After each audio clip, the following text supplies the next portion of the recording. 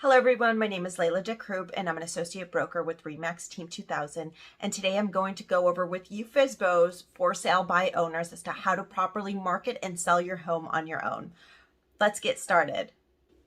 Alright, so you want to sell your home on your own. First things first, have you gotten a pre-inspection and does your city require an inspection of its own?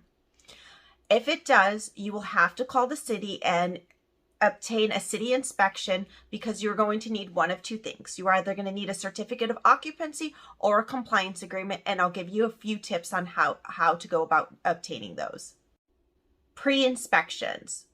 I would recommend that you obtain a pre-inspection so that you know what's going on with your home. It'll give you a screenshot of the condition of your roof, your plumbing, your electric, and that way you will know what will need to be fixed and what doesn't. And that will help you at a later time when your purchaser ask a request for a private inspection. You will know what's what and what isn't. Okay, so you're on the phone with the city. So let's make sure that you don't have any blight tickets, any outstanding water bills, or taxes on the property. And while you're at the repairs, make sure that you do not, or if you do need some permits, to apply for them right now. Okay, so you want to sell your home, but the question is, how much is it going for? All right, so my recommendation to you is to go online and see what like-kind homes sold for your house. In layman's terms, you need about 3-4 comparables to price out your home. And I would be a little honest with myself and tell myself, is this house nicer than mine? Is this one worse off? Does this one have a railroad track in the back? Does mine have a railroad track in the back, which is probably going to decrease in value? Do I have a basement? Do they have a walkout basement? All of these factors are going to come into play when you price your home. And the reason why you need a good price is those first 2 weeks on the market are going to be vital. After that, put yourself in the buyer's position. They begin to think what's wrong with the house that it hasn't sold.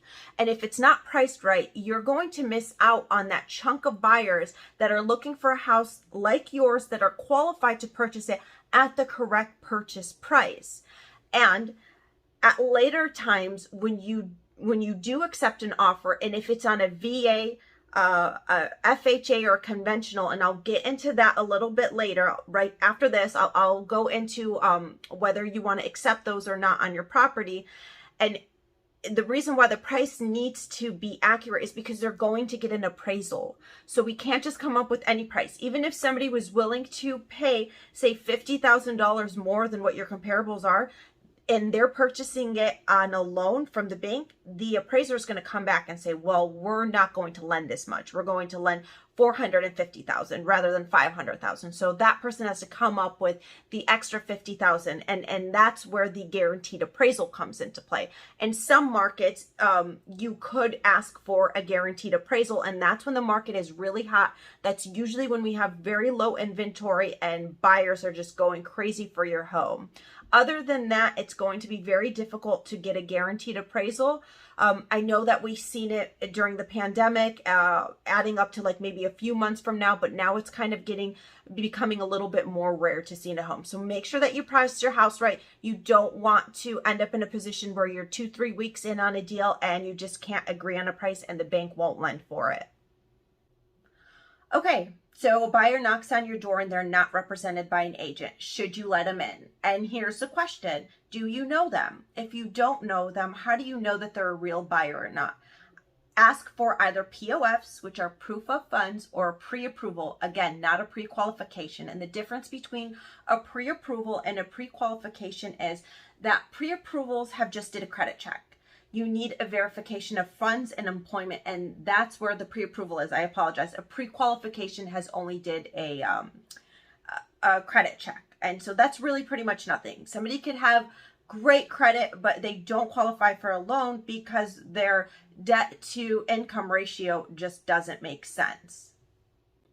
Okay, so you're on the phone with the city anyhow. Let's check your water bill. If there's any blight tickets, or any outstanding taxes that may be owed on the property. In addition to the inspection report, city inspection reports will usually be flagged with anything that might be a code violation or a safety and health violation. So if any of those things need to be completed before closing, I would go to the city and ask if any of those repairs require a permit. And if they do, find a licensed contractor to do so for you. Okay, so now you have decided to sell your house, but the question is, what are you going to accept in terms of financing? Are you going to accept a FHA, a VA, or conventional? FHAs and VAs are great to accept, but most often if your house needs a lot in repairs, I wouldn't recommend it because they have different criteria than most do. They will ask for repairs, they will ask for more things, and they do take a little bit longer to close. Okay, so before we get into marketing and ads, let's ask how are we going to handle the showings? Most often, 9 out of 10 times, you will receive a call from an agent. Most qualified buyers will be represented by a real estate agent, and they will be wanting a commission. At least consider a 3% commission so you don't deter any purchasers off of your property. How to know who is who and if they are who they say they are. Because most people will be an agent that give you a call, you can go on Laura and check their agent ID and make sure that they are who they are and they are from the brokerages that they claim to be. My next recommendation is to go out and purchase a lockbox. You can find some at Home Depot, or if you go to your local board, they would sell one to you.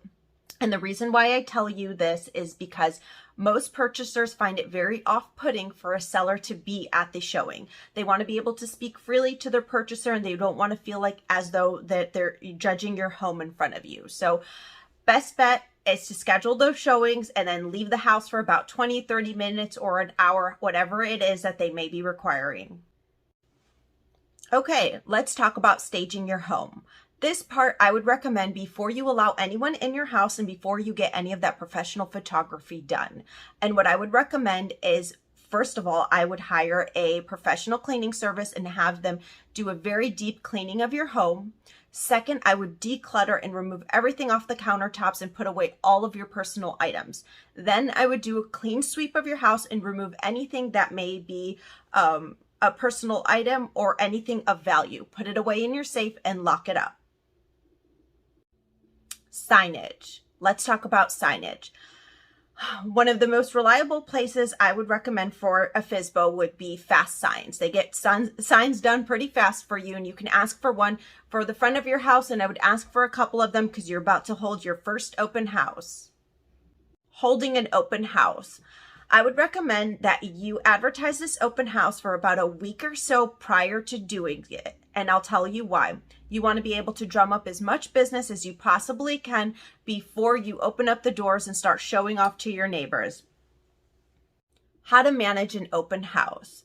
So I would ask maybe a relative or a friend to do so with you, have a sign-in sheet, and have somebody walking around the home along with you. As people come in, I would ask them, strike up a nice conversation. Don't ask them if they have an agent right away. Get to know them a little bit. Find out if they're serious buyers or looky-loos. You're going to get a lot of looky-loos from the neighborhood that have just been curious as to what your house looks like from the inside.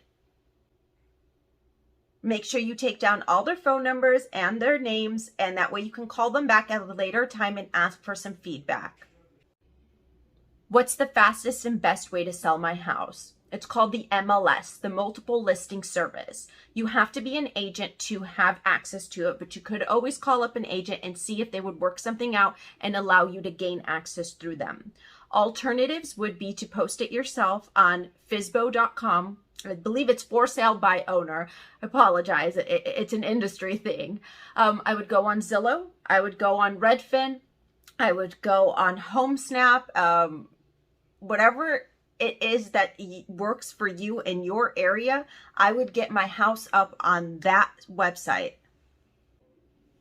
Depending on the house you have and where you live, you may want to obtain a survey. If you have a house with quite a few acres around you, that's one of the things that a buyer is going to ask. And you will be needing a survey that is within every 30 years. So every 30 years, you have to update that survey for it to be valid. Okay, so you have all your marketing, your photographs, and the sites that you will be placing your home on. Now you need two forms, and they are called a seller's disclosure and a lead-based paint. Even if your home was built after 1978, you still need an acknowledgement form. You can call up any agent. They are required by law to have to give you a copy. Okay, so somebody's interested in your home and you have received what is referred to as a PA, a purchase agreement. In this purchase agreement, you will require a few things for it to be valid and for you to actually take it seriously. I would tell you that you need an EMD, which is an earnest money deposit, and that earnest money deposit shall be held with a third party, and most often those are real estate brokerages. Second, you will need a signed disclosures and signed lead-based paint. You will also need one of two things. Now, if they're a cash deal, you need proof of funds and the amount of the offer plus the closing costs. And if they are going in the route of a mortgage, you will need the pre-approval, not a pre-qualification, and I will go over the difference of those two at a later time, along with the proof of funds showing that they have the amount that they're claiming to be putting as a down payment plus the closing costs. There is nothing worse than getting to the closing table and finding out that the buyer is lacking in funds. Reviewing the purchase agreement. Because this is a contract, my recommendation would be to either reach out to a real estate attorney or a licensed professional to do so for you. Okay, now let's go back and review a few things that I went over in the beginning. Now that you have an offer and you've had an attorney or a licensed professional to review it for you and you've signed and accepted, this is where the fun begins. You are going to do what is referred to as managing the file. Managing the file takes a lot of time and effort, and here's how it will go. Now you have the fun part of making sure that you have either obtained the fully executed purchase agreement, the certificate of occupancy or a compliance agreement if your city requires it, and now whatever deal that you've struck with the purchaser as to the amount of repairs that you have to get done within a timely manner, you need to make sure that you don't have to pull out any permits in order to do so. Put it in your schedule once a week to follow up with the loan officer. In about 7 to 10 days, really it should be within the first week, they should order the appraisal, and I'll get to how to prepare you to deal with that. Title search. Let's talk about title. There are 3 main titles in the state of Michigan, and most often you will either be giving or receiving a warranty deed, a quitclaim deed, or a covenant deed. Okay, so you need occupancy, whether it may be 5 days, 10 days, 30, 60, 90 days. If your lease agreement does not have a buy-sell built into it, you'll be required to draft a lease agreement. And again, reach out to a local professional to help you and assist you with this process.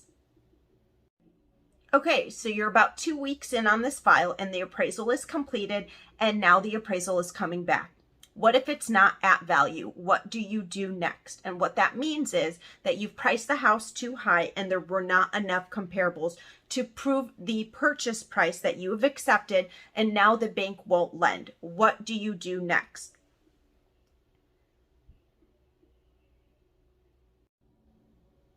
Prepare what is called a BPO, which is a broker's price opinion, and it's one of the easiest ways to come up with the selling value of the house. What it does is it takes the quantitative value and the subject property, and it takes the characteristics of the neighborhood and whether the market is hot or not, and justifies the price that you've obtained. Okay, once you have that CTC clear to close, let's do a paperwork check, and it goes as follows. Fully executed PA, seller's disclosures, lead-based paint, escrows that will include water, occupancy and security deposit if applicable, lease agreements if applicable, water bill always applicable, and it has to read final water bill at the end in order for them to accept it. Survey if applicable, payoff authorization if you have a mortgage, that's applicable, and make sure, again, it has to be within 5 days to give you the best time in case your file gets postponed and you need a couple extra days in contingency. A clear title and set with a third-party closer. Okay, day of or morning of, or maybe even the night before. But my recommendation is always before, an hour before closing, do what is referred to as a final walkthrough. Even if you have occupancy on the property, make sure that they do that final walkthrough, get videos of the entire house, photographs of the entire house of that day, send them copies of it, so that when you do what is referred to as a key exchange, you know, you can show that the property was in the same condition as the day that it closed. Okay, so for those of you who had occupancy, here's a couple little things that you need to add to your agreement. You need to make sure that you have an escrow for the security, which most often the purchasing agent has put one in place, and an escrow for the occupancy, and they will most likely take a water. And you will not order your final water bill for the closing day. You will do it prior to leaving. And upon closing, make sure that their agent is present. Make sure you have a friend present when you do the final walkthrough, and then have everybody sign off on the key exchange, because at this point you are their tenant and you are no longer the owner of the home. So now you are a tenant in your former home. So they are a landlord over you. And at that day, make sure that you have a key exchange and it is signed. Everything in real estate must be in writing for it to be acknowledged. Verbal agreements are not accepted. Okay, so I got you this far in a deal, and I hope that I was helpful. I hope that I didn't miss anything. And if I did, and if you guys have any questions, please, I would be happy to help. I try to do my best. Want to help you FSBOs out there. Please DM me or message me if you need anything along the lines of selling your house.